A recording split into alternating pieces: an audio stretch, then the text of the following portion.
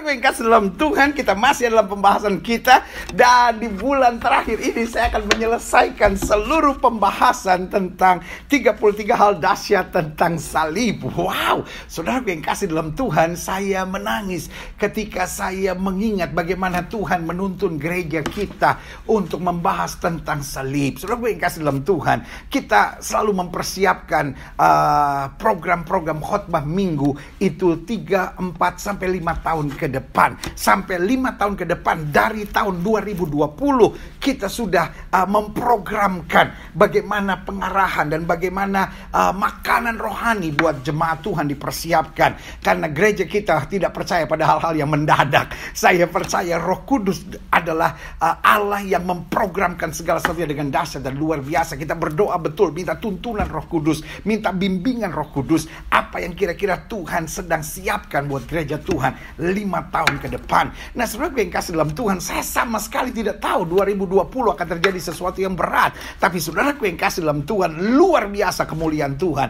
I know ada sesuatu yang harus dihadapi oleh orang percaya. Karena Tuhan bicara, sampaikan tentang salib, sampaikan tentang salib, sampaikan tentang salib. Dan saudaraku yang kekasih dalam Tuhan, luar biasa. Sementara kita bergumul dengan pandemi COVID-19, kita terus dikuatkan, kita terus dimampukan dengan pembahasan tentang 33 hal dahsyat tentang salib. Sehingga kita gak punya waktu untuk mikirin COVID. Yang kita pikirkan kebaikan Tuhan, kedahsyatan Tuhan, dan luar biasanya salib Kristus. Haleluya. Nah, hari ini dalam pembahasan kita sedang mau bahas tentang salib adalah dasar iman. Haleluya. Nah, buka Alkitab kita sama-sama. Ibrani pasal 12. Ibrani pasal 12. Ayatnya yang pertama sampai ayatnya yang ke-8. Dan inilah pembahasan kita dalam pembahasan ke-31. Dan berarti 32 minggu berturut-turut sudah terus kita bahas tentang salib. Dan hari ini kita bahas tentang salib adalah dasar iman. Wow, haleluya. Ibrani pasal 12 ayat 1 sampai 8. Demikian firman Tuhan. Nasihat supaya bertekun dalam iman. Karena kita mempunyai banyak saksi bagaikan awan yang mengelilingi kita. Marilah kita menanggalkan. Dengar, iya kan? Itu tugas kita. Jadi kalau saudara menatap saya dan berkata, pendeta saya stres, saya hanya mau ingatkan buat saudara, itu karena sudah tidak taat pada firman. Firman bilang, marilah kita menanggalkan semua beban dan dosa yang begitu merintangi kita. Jadi saudara yang kasih dalam Tuhan, selama ini persoalan kita adalah ada beban, ada dosa yang merintangi hidup kita. Nah, saudara yang kasih dalam Tuhan, persoalannya sekarang bahwa kalau kita nggak bebas, nggak merdeka, itu bukan karena Tuhan tidak membebaskan kita. Karena urusan membebaskan kita, Alkitab jelas bilang, jika anak itu memerdekakan, kamu benar-benar merdeka. Tetapi sekarang persoalannya adalah ada tanggung jawab yang Tuhan minta tugas kita. Dan apa tanggung jawab dan yang Tuhan minta? Yaitu marilah kita menanggalkan semua beban dan dosa yang begitu merintangi kita. Jadi saudara yang kasih dalam Tuhan, kadang-kadang persoalannya kita masih membiarkan beban dan dosa merintangi kita. Dan kalau kita biarkan beban dan dosa merintangi kita, maka saudara yang kasih dalam Tuhan, yang terjadilah hidup kita berat, hidup kita tertekan. Lalu kita bingung kenapa Tuhan tidak mengangkat semua dari kayu salib. Bukan Tuhan tidak mengangkatnya, kitanya yang tetap mau biarkan beban dan dosa itu merintangi kita. Hari ini waktu saudara menerima perjamuan suci, pastikan saudara ambil otoritas untuk berkata, semua beban dan dosa yang merintangi hidup saya lepaskan, saya tanggalkan. Karena saya tahu salib Kristus segala-galanya. Setuju katakan amin. Ini katakan semuanya. Dan berlomba dengan tekun dalam perlombaan yang diwajibkan bagi kita. Jadi saudara yang kasih dalam Tuhan, setiap kita ada perlombaan. Makanya kadang kalau saudara berpikir, kok hidup Kristen berat ya, kok hidup Kristen kok begini ya, kok hidup Kristen begini ya. Saudara, karena Tuhan begitu menghargai kita. Saudara, orang berjuang mati-matian untuk jadi atlet nasional. Perlombaan bukan sesuatu yang menyakitkan. Memang mendatangkan keringat, memang harus membuat latihan yang keras. Tapi perlombaan bukan sesuatu yang menakutkan. Perlombaanlah sebuah kebanggaan. Kalau orang dipercaya bisa masuk Asian Games, orang bisa dipercaya masuk Olimpiade, bahkan hanya diizinkan masuk ke PON, kitanya bahagia betul. Wih, anak saya lolos untuk seleksi PON, ya kan? Wih, saya puji Tuhan lolos. Sebagai hamba Tuhan, saya sering minta para atlet datang dan minta doa. Lalu berkata, pendeta doakan supaya saya lolos dalam seleksi, supaya saya bisa dikirim untuk PON mewakili daerah saya bisa dikirim Asian Games mewakili Indonesia, saya bisa dikirim SEA Games, Asian Games, atau Olimpiade. Karena itu kebanggaan tersendiri. Dan selalu yang kasih dalam Tuhan, Tuhan bilang perlombaan, tapi kita bilang tekanan, kita bilang tantangan, bahkan kita bilang pergumulan. Kalau udah dengar pergumulan, itu kayaknya bergumul gimana gitu. Saudara yang kasih dalam perlombaan, berarti kebanggaan. Kalau Tuhan izinkan, harus kita jalani dengan tekun. Tekun itu artinya tetap sabar. Tekun itu artinya tetap sukacita. Tekun itu artinya menyadari bahwa kalau Tuhan percayakan ini, pasti ada maksud Tuhan yang luar biasa. Haleluya. Ayat yang kedua, marilah kita melakukan dengan mata yang tertuju pada Yesus. Dengan lain kata, kalau mata kita tertuju pada berkat, mata kita tertuju pada perasaan, mata kita tertuju pada kesenangan duniawi, saudara yang kasih dalam Tuhan, kita nggak akan kuat. Tetapi mata kita, syaratnya jelas, harus tertuju pada Yesus, yang memimpin kita dalam iman dan yang membawa iman kita itu kepada kesempurnaan. Yang dengan mengabaikan kehinaan, tekun memikul salib, ganti sukacita yang disediakan bagi Dia. Wow, haleluya. Iya kan? Dikatakan apa? Malah kita melakukan dengan mata yang tertuju pada Yesus yang memimpin kita dalam iman. Jadi kita nggak bisa dengan kekuatan kita sendiri, kita nggak bisa hanya dengan kepintaran kita sendiri, dengan logika sendiri, dengan kemampuan teologi sendiri, nggak bisa. Karena ini dikatakan memimpin kita dalam iman. Yesus tidak pimpin kita dalam kemampuan teologi yang hebat, tapi Yesus pimpin kita dalam iman. Dan dikatakan apa? Dan yang membawa iman kita itu kepada kesempurnaan. Jadi iman bukan sekadar asal ada.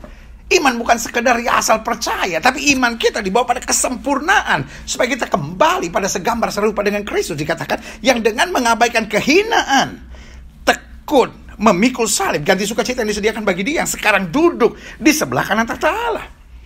Ayat yang ketiga dikatakan ingatlah selalu akan Dia. Jadi bagaimana kita bisa bertahan kalau kita selalu ingat akan Yesus? Jangan kita ingat si ini nyakitin, si ini ngomongin saya, si ini fitnah.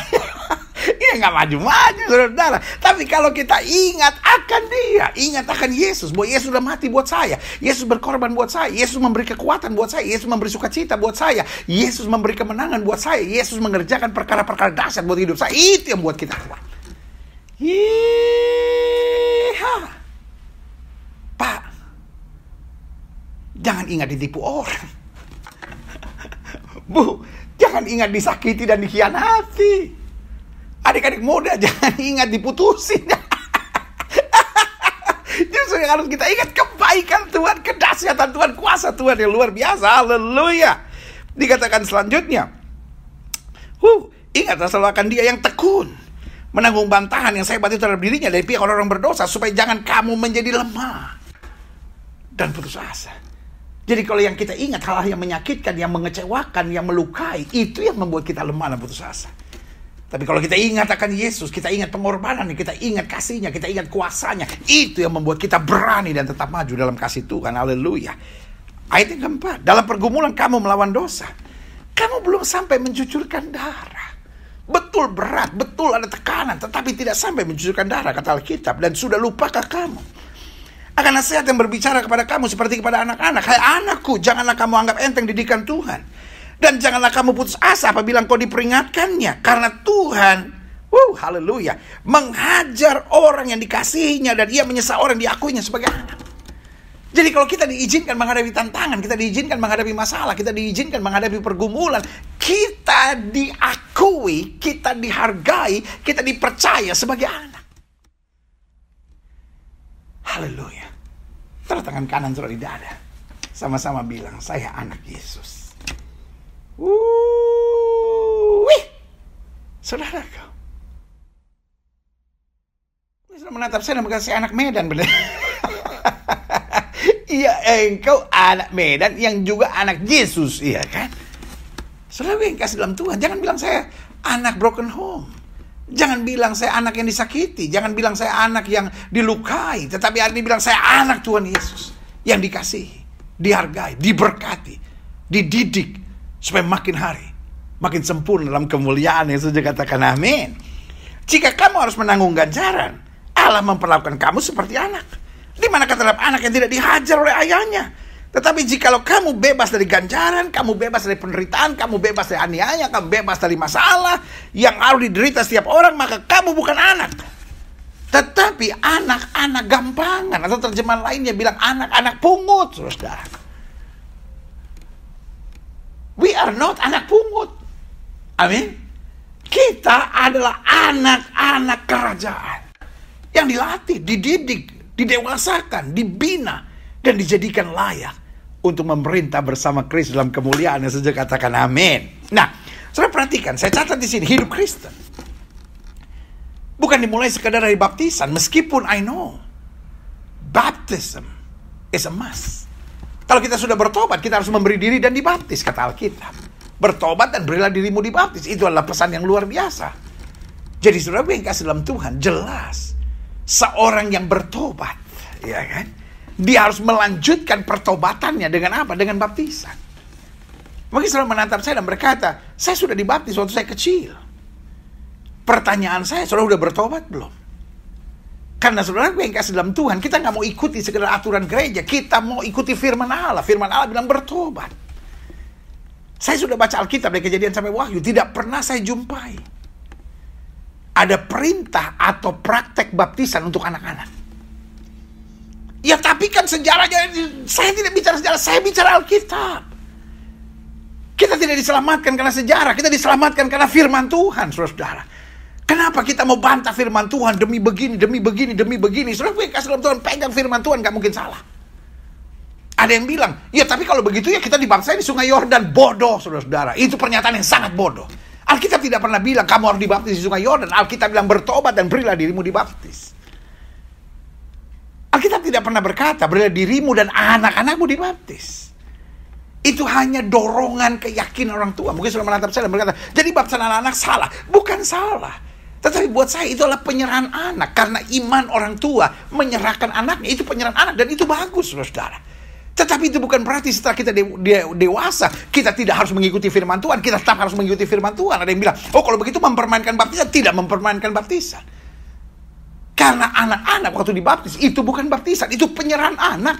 Karena iman orang tua yang menyerahkan anaknya. Jadi itu tidak salah. Tetapi konsepnya di hadapan Tuhan itu hanyalah penyerahan anak. Tetapi setelah kita dewasa, maka kita harus mengambil keputusan untuk dibaptiskan. Ya tapi saya mengambil keputusan untuk berdiri di Marguru Marlua atau di Sidi. Saudara yang kasih dalam Tuhan, Alkitab juga tidak pernah ngomong Sidi. Betul, kita harus bertobat dan belajar. Iya kan? Bertobat, belajar, baru kemudian dibaptiskan. Jangan dibalik-balik, saudara-saudara. Dibaptiskan dulu, belajar dulu, iya kan? Baru kemudian bertobat. Nggak bisa, saudara-saudara, iya kan? Jadi dari sini kembali kita back to the word of God. Tetapi pertanyaannya, apakah setiap orang dibaptis pasti diselamatkan? Enggak juga. Kalau begitu kenapa kita dibaptis? Karena kita mau taat pada firman Tuhan. Jadi bukan baptisan yang menyelamatkan, tapi orang yang bertobat harus menyerahkan diri dibaptis. Nah, saudaraku yang kasih dalam Tuhan, tetapi kekristenan bukan dimulai ketika seorang dibaptis. Ada banyak orang yang dibaptis tapi tetap berzina, tetap jadi istri piaraan, tetap hidup dalam dosa, tetap melakukan hubungan seks sebelum nikah. Jadi hidup Kristen dimulai dari iman. Iya kan? Karena kalau saudara pelajari, klik Ibrani 11 ayat 6. Tetapi tanpa iman tidak mungkin orang berkenan kepada Allah. Tanpa iman orang bisa ke gereja, tanpa iman orang bisa jadi pendeta, tanpa iman orang bisa melayani, tanpa iman orang bisa bersaksi, tanpa iman orang bisa jadi guru sekolah minggu, ya kan? Tapi tanpa iman tidak mungkin orang berkenan kepada Allah. Sebab barang siapa berpaling kepada Allah, ia harus percaya, ia harus beriman bahwa Allah itu ada. Dan bahwa Allah memberi upah kepada orang yang sungguh-sungguh mencari Dia. Jadi artinya kita nggak gampang kecewa, kita nggak gampang mengeluh, kita nggak gampang bersungut-sungut, karena kita tahu ada upah. Jerih payah kita dalam Tuhan tidak sia-sia. Makanya orang beriman tidak cepat putus asa. Orang beriman tidak cepat kepahitan. Orang beriman tidak cepat membalas yang jahat dengan yang jahat. Saudaraku yang kasih dalam Tuhan, gereja kita mendukung kawan-kawan di Kabupaten Sigi. Betul, mereka bukan dari aliran yang sama dengan kita, Gereja Bethel Indonesia. Mereka adalah dari Gereja Bala Keselamatan. Tetapi apakah berarti kalau kita beda denominasi kita tidak saling memperhatikan? Kita satu tubuh dalam Kristus. Ketika mereka terluka, kita juga terluka. Tetapi saya bangga melihat mereka yang begitu tak beriman, begitu percaya. Ada orang-orang yang bilang, ya nggak bisa dong, kita cuma mengampuni. Kita juga harus berbuat sesuatu. Saudara yang kasih dalam Tuhan, biarlah urusan berbuat sesuatu, urusan pemerintah. Urusan polisi, urusan tentara. Dan polisi dan tentara serius untuk itu. Saudaraku yang kasih dalam Tuhan, kita bersyukur buat Panglima TNI, kita bersyukur buat Kapolri, kita doakan terus. Supaya hal-hal dahsyat, hal-hal yang bertanggung jawab, hal-hal yang tegas mereka lakukan dalam kapasitas mereka sebagai jenderal, baik jenderal TNI maupun jenderal polisi. Tapi saudaraku yang kasih dalam Tuhan, tugas kita, ya kan, mendoakan. Karena kita berkata, jangan membalas yang jahat dengan yang jahat, jangan kamu mengutuk, tetapi berkatilah. Itulah tugas kita, suka atau nggak suka, kita anak Tuhan Yesus, diperintahkannya begitu, kita lakukannya begitu. Tetapi Alkitab juga memang bilang, pemerintah itu menyandang pedang. Pembalasan itu hak Tuhan. Jadi saudaraku yang kasih dalam Tuhan, pembalasan bukan hak kita. Saya berdoa khusus dan saya mengajak jemaat semuanya setiap hari 2-3 menit berdoa buat terorisme di Indonesia. Supaya terorisme ini berhenti, karena teroris agamanya adalah iblis. Orang-orang yang terlibat dengan teroris adalah orang-orang yang lihat darah lalu bersorak. Orang-orang yang lihat kematian lalu bangga, karena buat mereka kematian adalah kemenangan buat kami. Kematian mereka, kehancuran mereka adalah kemenangan, dan sorak-sorai buat kami. Hatinya dikuasai oleh iblis. Saudaraku yang kasih dalam Tuhan, ini waktunya gereja Tuhan bersatu. Ini waktunya anak-anak Tuhan mengucapkan berkat dan berdoa sungguh-sungguh. Karena Alkitab sudah bilang, anak lelaki yang kelakuannya seperti keledai liar akan memusuhi semua orang, dan orang semua akan melawan mereka. Dan itu sudah dibuatkan oleh Alkitab, cerita tentang terorisme yang akan hadir. Tetapi saudaraku yang kasih dalam Tuhan, Alkitab saya juga mengingatkan, orang yang bertahan sampai kesudahannya akan tetap kuat dan bertindak. Karena saudaraku yang kasih dalam Tuhan, Alkitab jamin buat kita, 1.000 boleh rebah di sisi kirimu, 10.000 boleh rebah di sisi kananmu, itu tidak akan menimpamu. Karena yang maha kuasa memerintahkan pasukan dan malaikatnya untuk menjaga kita. Saudaraku yang kasih dalam Tuhan, ini waktunya untuk kita berdoa buat teroris, kita berdoa buat Kabupaten Sigi. Karena apa yang terjadi sekarang, teroris agamanya adalah iblis. Dan saudaraku yang kasih dalam Tuhan, kita tidak akan dipermainkan oleh iblis, dan kita tidak mau biarkan iblis terus berkuasa. Kita lawan dia dengan iman yang teguh, maka dia akan lari. Itu janji Tuhan. Jadi saudaraku yang kasih dalam Tuhan, ini waktunya gereja Tuhan bersatu. Ini waktunya gereja Tuhan tidak saling menyalahkan. Ini waktunya gereja Tuhan berlutut di kaki Tuhan, memohon belas kasihan Tuhan. Sesuatu yang dahsyat akan terjadi, saudaraku. Hidup tanpa iman, tidak mungkin orang berkenan kepada Allah. Sebab barang siapa berpaling pada Allah, ia harus percaya bahwa Allah itu ada. Dan bahwa Allah memberi upah pada orang yang sungguh-sungguh mencari dia. Jadi saudaraku yang kasih dalam Tuhan, betul hidup ini keras. Betul hidup ini berat. Betul tantangan demi tantangan itu menyakitkan. Tapi sebagai hamba Allah, saya hanya mau ingatkan buat setiap saudara sekalian, ada upah. Mereka yang mati sebagai martir, mereka punya tempat yang penuh kemuliaan di sorga. Yang setuju katakan amin. Saudara mau berdoa untuk Kabupaten Sigi? Saudara mau berdoa buat kegerakan teroris? Saudara mau berdoa buat tentara, polisi, intelijen di bangsa ini? Saudara mau berdoa buat Badan Nasional Penanggulangan Terorisme? Kita berdoa supaya lembaga-lembaga pemerintah ini tegas, berwibawa, dan bijaksana dalam mengambil keputusan-keputusannya. Doa kita akan mengubahkan nasib satu bangsa. Haleluya. Nah, Roma 14 ayat 23. Jadi jelas, tanpa iman tidak mungkin orang berkenan kepada Allah. Jadi hidup Kristen dimulai dari iman.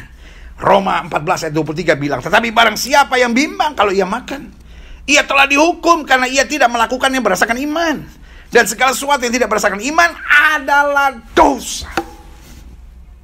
Saudara boleh saja beribadah, saudara boleh saja baptisan, saudara boleh saja ke gereja, saudara boleh saja terlibat pelayanan, tapi tanpa iman. Artinya apa? Saudara beribadah tapi cari untung. Saudara beribadah tapi pakai pikiran-pikiran duniawi. Saudara melakukan kegiatan-kegiatan rohani tapi hidup dalam penuh ketakutan, kekhawatiran. Tanpa iman, kata Alkitab, adalah dosa. Ini waktunya anak-anak Tuhan semakin dewasa. Saya bangga dipercayakan Tuhan, baik melalui program Kamu Hebat, membangun komunitas yang luar biasa, maupun sebagai gembala dari Gereja Bethel Indonesia Glow Fellowship Center, maupun menjadi pembina dalam program Hari Minggu Lawatan Allah di rumah masing-masing. Saya mengerti, tidak semua saudara yang beribadah bersama Hari Minggu ini adalah jemaat dari Gereja Bethel Indonesia Glow Fellowship Center. Saya mengerti saudara dari berbagai gereja, bahkan ada yang hamba-hamba Tuhan kembali ke gereja saudara masing-masing.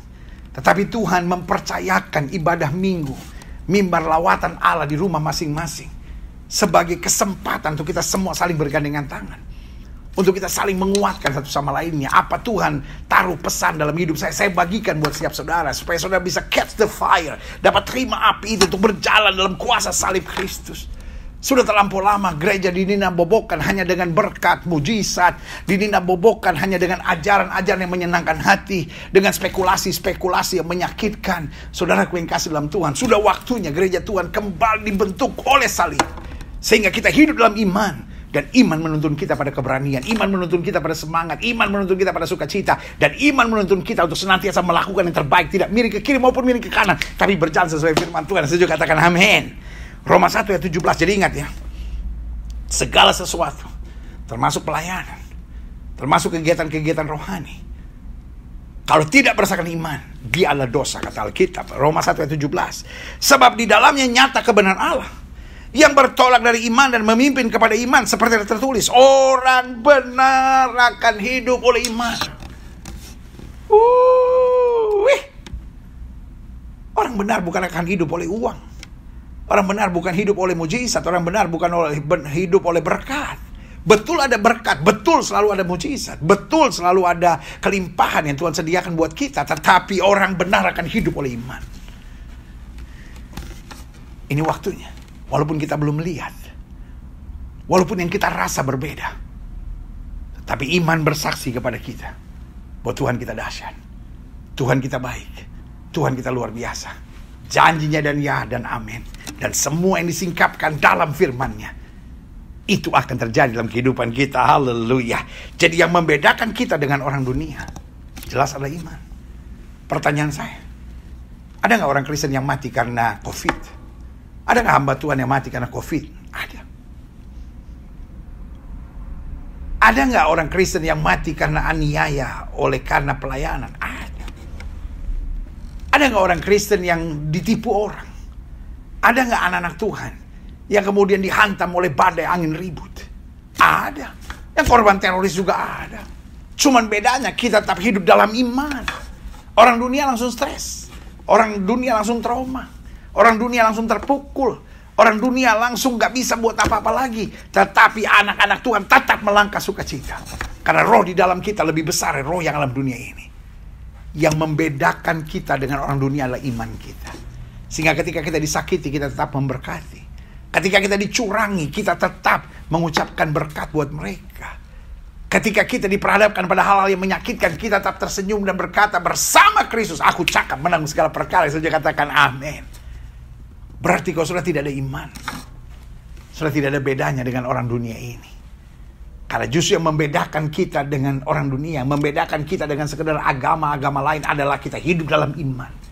Dan iman itu yang akan membuat kita berkenan kepada Allah. Iman itu yang memberikan kekuatan. Iman itu yang akan memberikan kita takut akan Tuhan. Iman itu yang membuat kita terdorong ke hidup suci. Iman itu yang membuat kita tetap pegang salib Kristus. Apapun yang terjadi, setuju katakan amin. Saya pelajari ada 6 berkat istimewa tentang iman. Yang pertama, iman menentukan sukacita kita. Orang yang beriman, istilah bahasa Jermannya kagak ada matinya. Mungkin sudah menatap saya, kok bahasa Jermannya kayaknya saya suka dengar. Iya, orang yang beriman gak ada matinya. Artinya apa? Dia tetap sukacita dalam segala hal.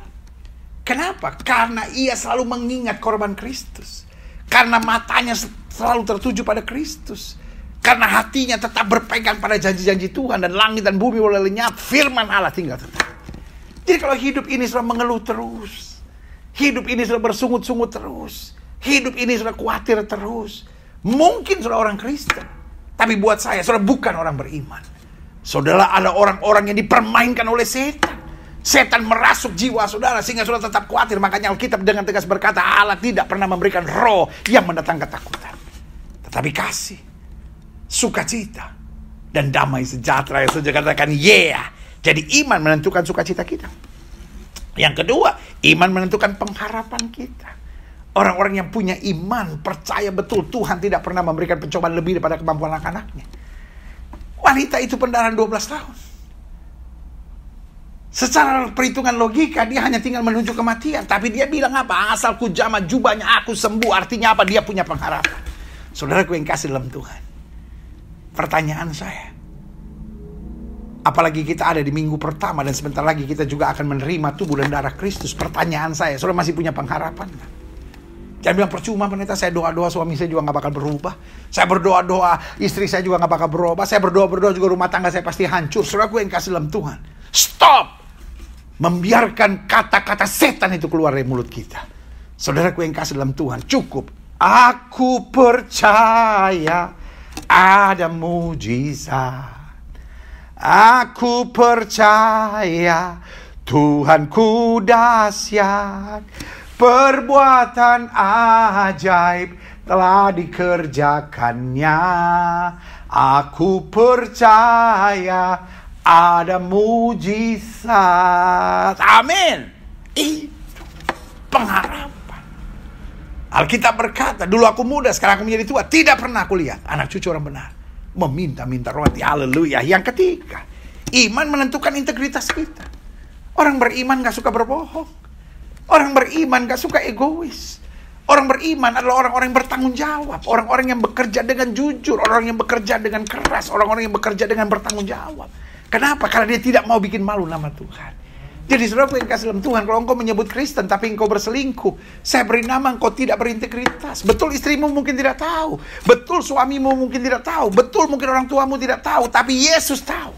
Orang-orang yang hidup dalam iman akan berkata, tidak mungkin aku mengecewakan Tuhan. Tidak mungkin aku melukai hati Tuhan. Karena aku lebih takut sama Tuhan daripada apapun di muka bumi ini. Jadi jelas ya, iman menentukan sukacita kita. Iman menentukan pengharapan kita. Menjadi orang yang terus berkobar-kobar. Karena jerih payah kita dalam Tuhan tidak sia-sia. Yang ketiga, menentukan integritas kita. Yang keempat, menentukan kerendahan hati kita. Saya kadang-kala aneh. Orang kok udah ke gereja, orang kok sudah mendapat banyak berkat Tuhan, kok bisa sombong? Bisa tengil gitu hidupnya. Bisa tinggi hati gitu. Wah, semua karena saya, semua karena kemampuan. Saudaraku, Tuhan Yakov Yesus, selesai kita. Alkitab berkata manusia berusaha dengan kekuatannya. Tuhan dari sorga tertawa atau menertawakan mereka itu. Jangan sombong. Saudara diberkati, amin. Saudara terima banyak mujizat, amin. Saudara diangkat Tuhan dengan jabatan yang luar biasa, haleluya. Tapi bukan berarti engkau bisa seenaknya terhadap siapapun. Jangan sombong. Karena kalau kita bisa ada, sebagaimana kita ada yang pertama karena Tuhan. Yang kedua karena ada orang tua kita yang merawat kita. Betul mereka tidak sempurna, tetapi mereka berarti dalam hidup kita. Ada guru-guru yang juga mengajar kita. Ada hamba-hamba Tuhan yang mendoakan kita. Ada sahabat-sahabat, dan sahabat ada dua. Yang pertama sahabat yang baik, dia untuk menguatkan kita. Dan sahabat yang tidak baik, dia untuk melatih kita, mendisiplinkan kita, untuk mengarahkan kita. Sehingga hidup kita hanya sepenuhnya pada janji-janji Tuhan. Jadi saudara gue yang kasih dalam Tuhan, tidak ada orang yang bisa bilang, oh saya bisa hebat karena perjuangan saya sendiri. Bodoh. Saudara dipermainkan setan itu. Sebagai hamba Allah, saya hanya mau ingatkan buat saudara, mari kita jadi orang yang rendah hati. Aku ada. Sebagaimana aku ada. Yang pertama pasti karena Tuhan. Yang kedua, karena ada orang-orang yang Tuhan kirim di sekitar saya. Untuk menopang saya, menguatkan saya. Jadi kita selalu menghargai orang lain. Kita selalu berjuang, Tuhan bagaimana saya jadi berkat. Tuhan, saya gak boleh merugikan orang. Saya gak boleh menyusahkan orang. Saya gak boleh menyakitkan hati orang. Tapi dimanapun saya ada, saya rindu menyatakan kemuliaan Tuhan. Haleluya. Saudara yang kasih dalam Tuhan, saya pelajari selanjutnya. Mengapa iman menentukan perbedaan kita dengan orang dunia? Karena iman menentukan sukacita kita, iman menentukan pengharapan kita, integritas kita, karena hati kita, lalu keberanian kita. Kita berani bukan karena kita nekat. Kita berani bukan karena kita gak pernah takut. Tapi kenapa kita berani? Karena Tuhan berjanji, aku menyertai engkau sampai kesudahan alam. Jadi saudaraku yang kasih dalam Tuhan, meskipun hari-hari ini kaki kita gemetar karena situasi yang terjadi, mungkin kadang-kala jiwa kita bergejolak karena kita dengar berita-berita yang menakutkan setiap hari kita mendengar berita yang menakutkan. Tapi saudaraku yang kasih dalam Tuhan, kita diberikan keberanian oleh Tuhan. Karena kita percaya betul, singa dan ular tedung akan kita langkahi.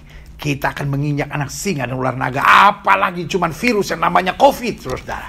Apalagi cuma peristiwa yang namanya diberhentikan. Apalagi hanya peristiwa yang berkata dirumahkan. Apalagi yang namanya hanya PHK. Singa dan ular tedung akan kita langkahi. Dan kita akan menginjak anak singa dan ular naga. Artinya apa? Melewati saat-saat yang sukar. Selalu ada mujizat dan pertolongan Tuhan yang sempurna. Yang setuju katakan amin.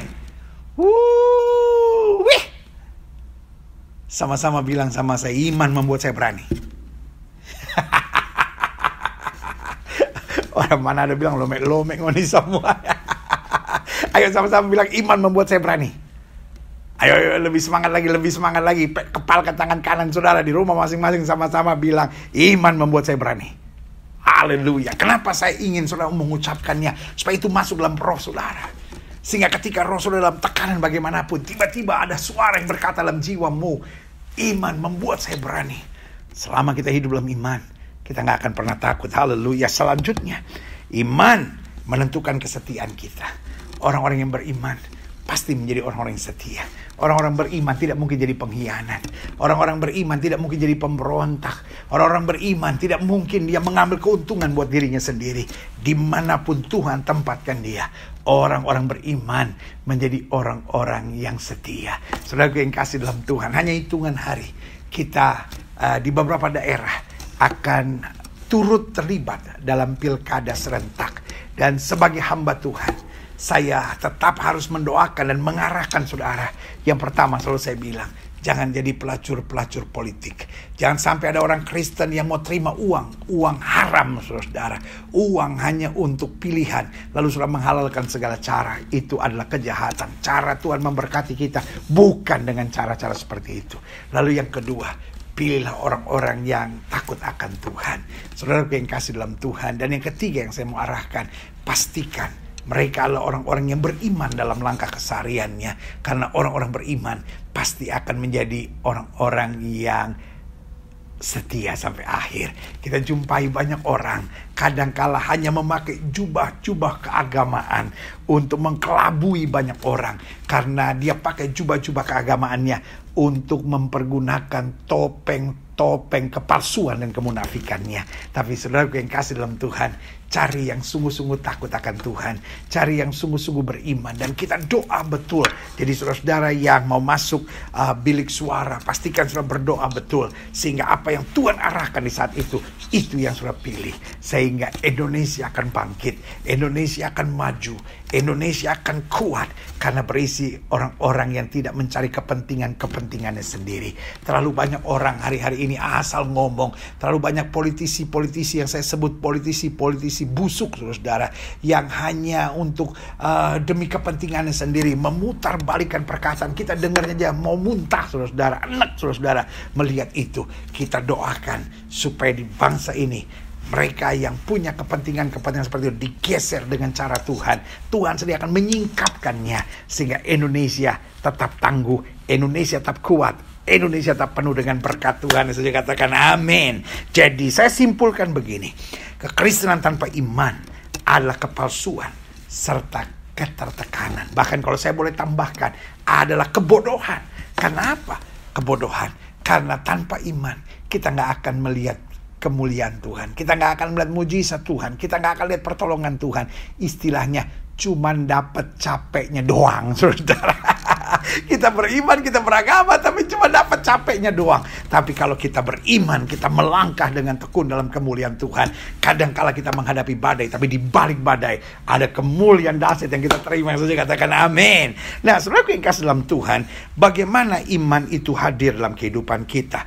Jelas yang pertama saya pelajari, iman kita disempurnakan melalui yang pertama, iman timbul dari firman Tuhan. Nah, jadi bagaimana iman bisa timbul? Jelas Roma 10 ayat 17 bilang, jadi iman timbul dari pendengaran, dan pendengaran oleh firman Kristus.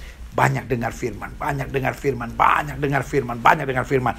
Itu membangkitkan iman, saudara. Yang kedua, iman kita disempurnakan melalui pengalaman bersama Tuhan. Makanya Alkitab bilang, barang siapa yang diproses, diuji oleh Tuhan, dia disebut sebagai anak. Karena itu pastikan kita berlomba dengan tekun. Lihat 2 Tesalonika 1 ayat 3-5. Kami wajib selalu mengucap syukur. Wah, luar biasa. Jadi pengalaman bersama dengan Tuhan akan menolong kita menjadi orang yang suka bersyukur. Kami wajib wajib selalu mengucap syukur kepada Allah karena kamu, saudara. Dan memang patutlah demikian. Karena imanmu, haleluya. Kenapa kita bersyukur? Karena iman yang makin bertambah dan kasihmu sedangkan yang lain makin kuat di antara kamu. Sehingga dalam jemaat-jemaat Allah kami sendiri bermegah tentang kamu. Karena ketabahanmu dan imanmu dalam segala penganiayaan dan penindasan yang kamu derita. Jadi lihat, jemaat di Korintus ini atau jemaat di Tesalonika ini mengalami yang namanya penganiayaan dan penindasan. Tapi saudaraku, Alkitab bilang apa? Ketabahan, ada iman, ada syukur, bahkan di tengah penganiayaan dan penderitaan yang kamu derita. Satu bukti tentang adilnya penghakiman Allah yang menyatakan bahwa kamu layak menjadi warga kerajaan Allah. Kamu yang sekarang menderita karena kerajaan itu. Jadi saudaraku yang kasih dalam Tuhan, salah jujur, kita semua menderita. Kenapa? Karena kita sedang diproses Tuhan. Kita harus pikul salib. Kita harus berkata tidak pada kenikmatan dan kesenangan dunia. Tetapi itu worth it. Itu layak, saudara-saudara. Karena kita adalah warga kerajaan sorga. Saya katakan amin. Nah, adapun dalam mendasarkan iman, ada beberapa model orang Kristen. Jadi jelas ya. Yang pertama, iman timbul dari pendengaran firman Tuhan. Tetapi yang kedua, iman kita disempurnakan melalui pengalaman-pengalaman bersama dengan Kristus.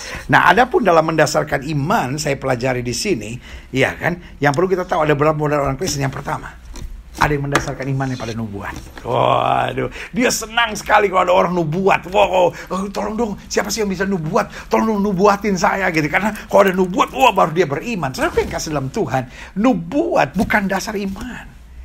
Tapi nubuat hanya mengkonfirmasi apa yang sebetulnya Tuhan izinkan terjadi dalam hidup kita. Baik yang sudah terjadi maupun yang akan terjadi. Jadi kita nggak usah mikir-mikir, ini ada nubuatan tentang ini. Jalani aja hidup.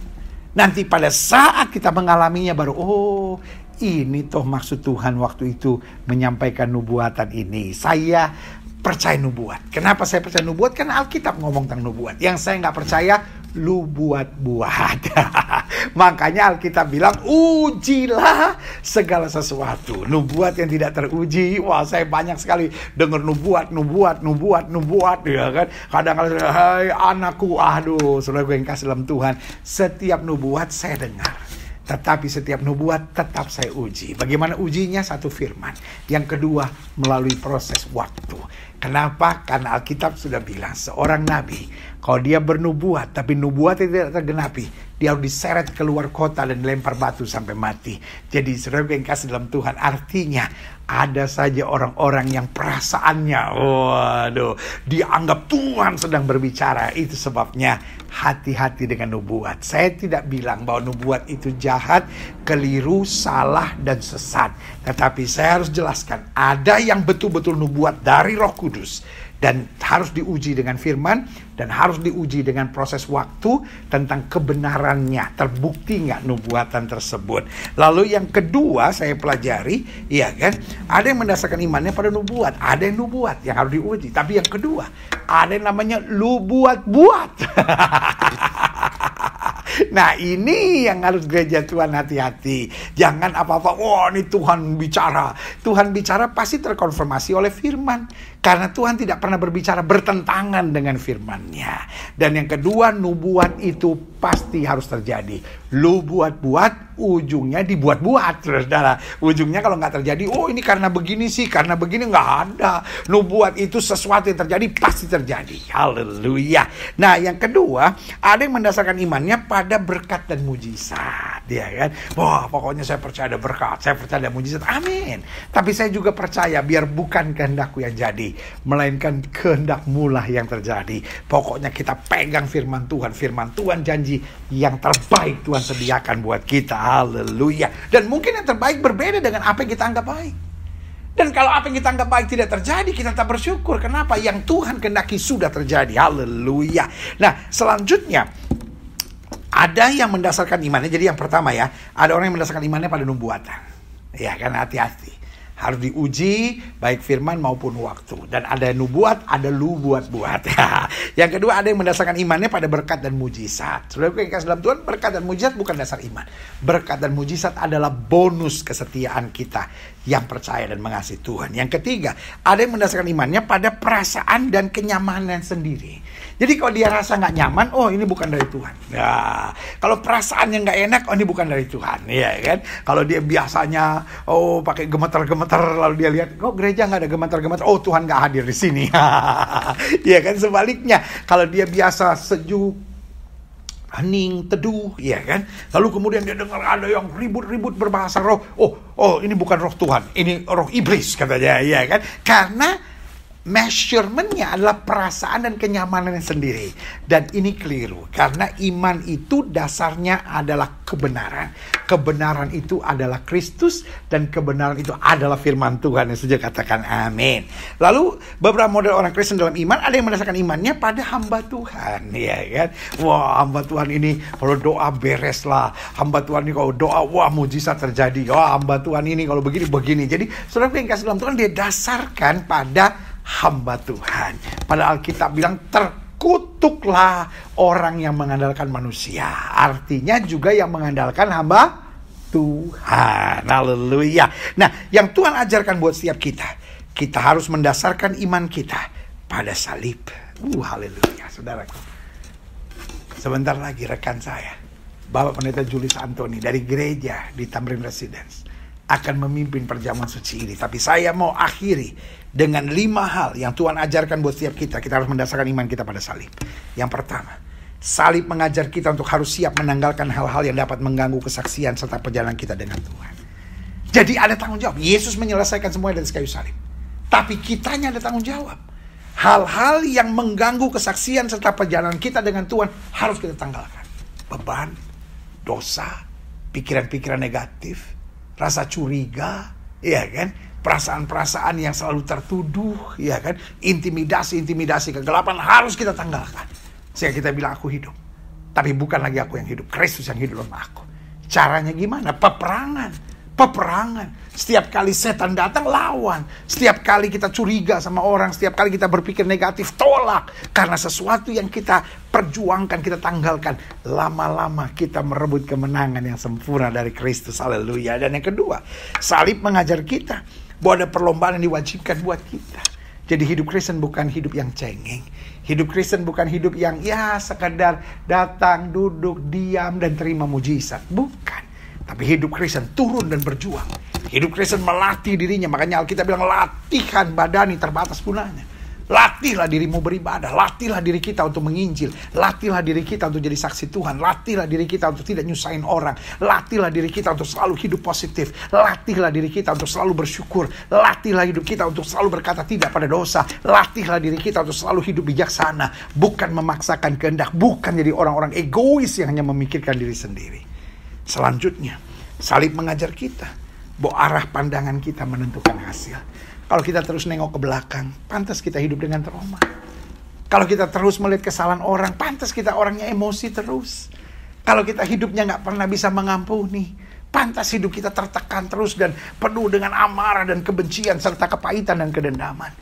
Tetapi kalau arah pandangan kita Kristus, arah pandangan kita firman Tuhan, arah pandangan kita janji-janji Tuhan, arah pandangan kita destiny ilahi yang Tuhan sudah sediakan buat kita, saya percaya hidup kita luar biasa.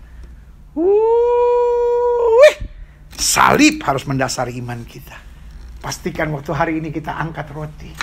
Pastikan hari ini waktu kita angkat perjamuan kita angkat anggur di hadapan Tuhan. Kita bilang, Tuhan, biarlah aku hidup oleh iman. Dan imanku berdasar pada salib. Haleluya, haleluya, haleluya. Yang keempat, salib mengajar kita untuk tidak lemah dan putus asa. Dengan kita memandang salib, kita jadi orang-orang yang semangat. Dengan kita memandang salib, kita jadi orang-orang yang kuat. Dengan kita memandang salib, kita jadi orang-orang yang berani. Dengan kita memandang salib, kita selalu berkata, hidupku adalah Kristus, mati adalah keuntungan bagiku. Yang saja katakan amin. Saudaraku, iblis pengen kita lemah. Iblis pengen kita putus asa. Karena orang lemah dan putus asa mudah menghalalkan segala cara. Orang yang lemah putus asa mudah kecewa. Orang yang lemah dan putus asa mulai tinggalkan pelayanan. Orang yang lemah dan putus asa gak semangat untuk menginjil, mencari jiwa dan memenangkan jiwa bagi kerajaan sorga. Tetapi orang yang lemah dan putus asa cenderung akhirnya menghalalkan segala cara dan hidup dalam kesenangan dunianya sendiri. Dan selanjutnya yang terakhir, Saya undang pemain musik maju ke depan. Ada 5 berkat dahsyat. Kalau salib menjadi dasar iman kita yang pertama. Salib akan mengajar kita untuk harus siap menanggalkan hal-hal yang dapat mengganggu kesaksian serta perjalanan kita dengan Tuhan. Yang kedua, salib harus mengajar kita bahwa ada perlombaan yang diwajibkan buat kita. Kita harus semangat. Yang ketiga, salib mengajar kita bahwa arah pandangan kita menentukan hasil. Karena itu pandang Yesus, pandang firman, pandang janji-janjinya, pandang karya agung keselamatan Kristus, dan pandang darahnya yang tertumpah di kayu salib. Dan pandanglah destiny ilahi yang Tuhan sudah sediakan buat kita. Dan selanjutnya salib mengajar kita untuk tidak lemah dan putus asa, supaya kita selalu yang terbaik melakukannya bagi kemuliaan Tuhan. Dan yang kelima, salib mengajar kita untuk kita dapat menjadi anak-anak yang terdidik. Bukan anak-anak pungut, bukan anak-anak gampangan, bukan anak-anak serampangan, saudara, tapi anak-anak yang terdidik. Sehingga kita jadi orang yang tetap setia. Kita jadi orang yang berintegritas. Kita jadi orang yang sekali Yesus tetap Yesus. Kita menolak segala kebiasaan untuk menghalalkan segala cara. Kita menolak untuk hidup dalam bohong dan kepalsuan serta kemunafikan. Tapi kita hidup dalam terang Kristus. Haleluya. Haleluya. Haleluya. Setiap mata terpejam. Setiap kepala tertunduk. Setiap hati terangkat pada Tuhan. Hari ini adalah hari berkat. Hari ini adalah hari salib Kristus. Hari ini adalah hari untuk kita kembali dikuatkan, untuk tidak lemah dan putus asa, tapi berlomba dengan tekun dalam perlombaan yang diwajibkan buat kita. Ibu, ada perlombaan bagimu. Bapak, ada perlombaan bagimu. Pelayan-pelayan Tuhan, ada perlombaan bagimu. Adik-adik muda, ada perlombaan bagimu. Saudara-saudara yang merasa tertolak, saudara-saudara yang merasa tersakiti, ada perlombaan bagimu. Dan kita pasti menang, karena kita disertai dengan pasukan malaikat. Kita pasti menang, karena ada Roh Kudus yang membimbing kita. Kita pasti menang, karena ada Alkitab firman Allah yang menjadi pegangan buat kita. Kita pasti menang karena ada kasih karunia Tuhan yang memampukan kita. Haleluya.